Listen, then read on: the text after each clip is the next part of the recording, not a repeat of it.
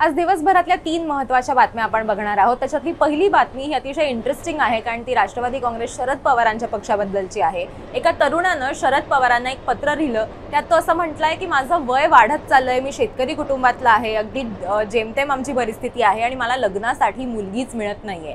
अकोल्याचा असलेला हा तरुण यांनी असं म्हटलेलं आहे की मी शरद पवारांना याच्यासाठी पत्र लिहिलं कारण की मी त्यांच्याकडे कुठलेही कोणी काम घेऊन गेलं की ते होतं ते सगळ्यांची मदत करत असतात, अशी भावना त्यांनी आज तक वरती व्यक्त केलेली होती। त्याचं असं म्हणणं आहे पत्रामध्ये की मी कुठल्याही मुलीशी लग्न करायला तयार आहे, माझी कुठल्याही अतिशर्ती नाहीयेत, मी तिच्या घरी जाऊन राहायला सुद्धा तयार आहे, पण तुम्ही माझ्या जीवनाचा विचार करा, माझ्या आयुष्याचा विचार करा आणि मला मदत करा, असं आवाहन त्यांनी शरद पवारांना केलेलं आहे। दुसरी बातमी येते राष्ट्रवादी काँग्रेस पक्षासंदर्भातलीच, पण अजित पवारांच्या राष्ट्रवादीबद्दल।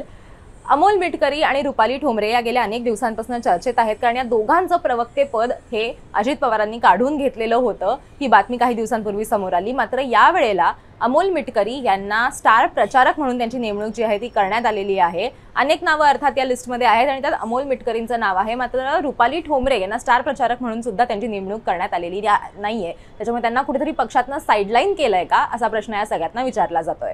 आणखीन एक वक्तव्य जे आहे ते आज चर्चेत आहे आणि ते असं की अजित पवार हे पार्थ पवारांच्या संपूर्ण जमीन प्रकरण जे झालेलं होतं त्याच्यानंतर राजीनामा द्यायला सुद्धा तयार होते उपमुख्यमंत्री पदाचा। त्यांची तशी तयारी होती, कारण त्यांना इतका राग आलेला होता।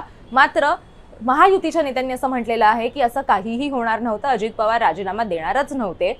आणि तिसरी बातमी येते ती म्हणजे AIMIM या पक्षाबद्दल। त्यांनी अशी घोषणा केलेली आहे की येणाऱ्या स्थानिक स्वराज्य संस्थांच्या निवडणुकांमध्ये आम्ही सुद्धा रिंगणात उतरणार आहोत। मुंबई महापालिकेसाठी आम्ही 50 पेक्षा जास्त उमेदवार देणार आहोत, असं त्यांनी म्हटलेलं आहे। आणि अर्थातच याचा फटका हा महाविकास आघाडीला बसण्याची जास्त शक्यता आहे, कारण भाजपची बी टीम असं त्यांना म्हटलं जातं। कारण जर AIMIM रिंगणात उतरलं निवडणुकांसाठी तर त्याचा फायदा जो आहे तो भाजपला असेल, शिंदेंना असेल किंवा आता अजित पवार कांटे त्यांच्या सोबत आले त्यांना फायदा होऊ शकतो। मात्र याचा फटका हा महाविकास आघाडीला नक्की बसेल। या होत्या आज दिवसभरातल्या 3 महत्त्वाच्या बातम्या।